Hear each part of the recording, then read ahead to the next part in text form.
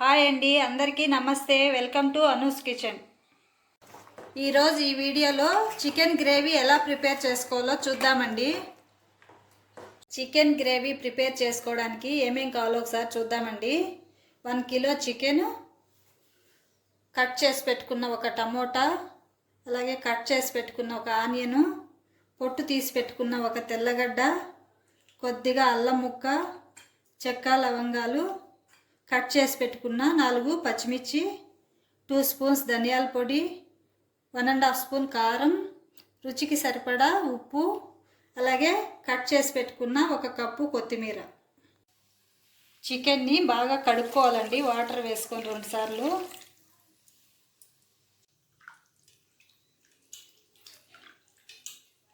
ఇప్పుడు chicken గ్రేవీకి masala prepare చేసుకుందామండి. Cut చేసి పెట్టుకున్న ఆనియన్, తెల్లగడ్డలు, టమోటా, అల్లం, లవంగాలు, కొద్దిగా చెక్క, 2 స్పూన్స్ ధనియాల పొడి,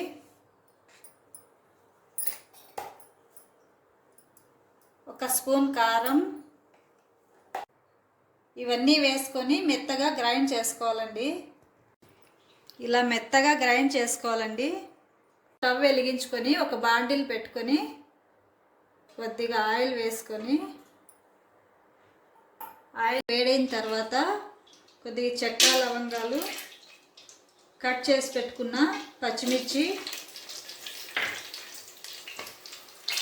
కడిగి పెట్టుకున్న చికెను, రుచికి సరిపడా ఉప్పు, ఒక 1/2 స్పూన్ పసుపు వేసుకొని బాగా కలుపుకొని మంట సిమ్లో పెట్టుకొని మూత పెట్టుకొని ఒక 5 నిమిషాలు మగ్గనిద్దామండి. 5 నిమిషాలు మగ్గిన తర్వాత గ్రైండ్ చేసుకున్న మసాలా వేసుకొని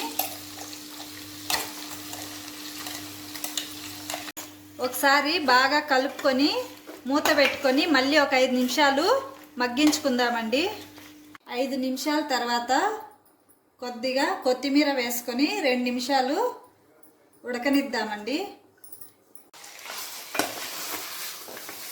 ఇప్పుడు కొత్తిమీర వేసుకోవడం వల్ల కొత్తిమీర ఫ్లేవర్ ముక్కకు బాగా పడుతుందండి. 2 నిమిషాల తర్వాత ఒక 1/2 లీటర్ వాటర్ వేసుకొని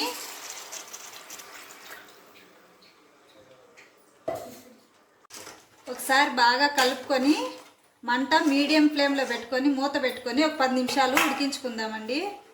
ఈ చికెన్ గ్రేవీ రైస్లోకి, చపాతీ, పూరి, దోశలోకి కూడా బాగుంటుందండి. ఇప్పుడు ఒకసారి బాగా కలుపుకొని ముక్క ఉడికిందో లేదో చెక్ చేసుకోవాలండి. ముక్క ఉడికిపోయిందండి. ఇప్పుడు కొద్దిగా కొత్తిమీర చల్లుకొని స్టవ్ ఆఫ్ చేసుకోవాలండి.